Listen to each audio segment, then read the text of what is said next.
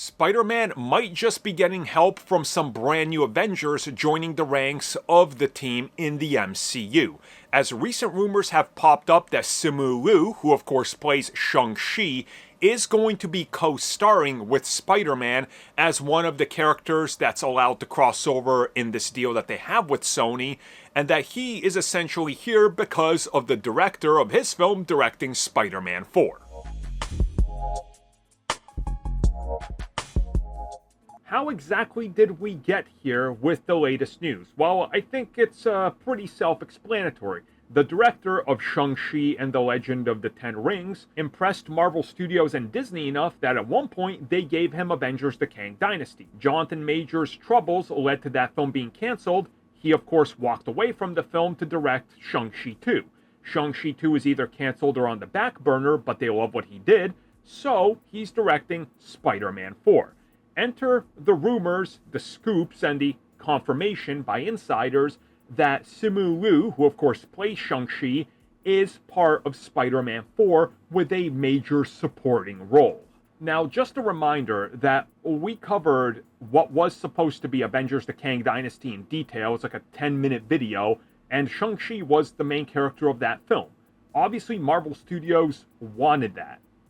But when things fell apart, they shifted a lot of plans, including directors and the direction. So, is Shang-Chi going to be in the sequel?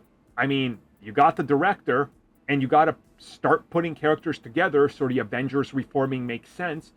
Maybe Sean, or Shang-Chi, ends up moving to New York, and he runs into Spider-Man, and the story unfolds. And then we see exactly what they can bring in terms of the two characters working together, but also how they tie this into what is either a multiverse film or a grounded film that features the multiverse. Whatever that means. Analyze the scoopers that said it, not me.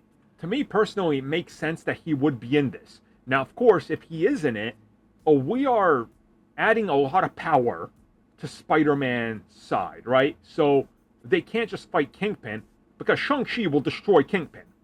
The dude rides a dragon, okay? Like, you know, you gotta power him down a bit. So do we get a Thor effect here where he's underpowered or something happens? Or do they maybe just play around with his power differently and say it only works specifically to be super overpowered in like pocket universes, which could be a good way to kind of level him out, which I think would kind of be smart for now at least. Like he's still trying to learn his powers and hone them.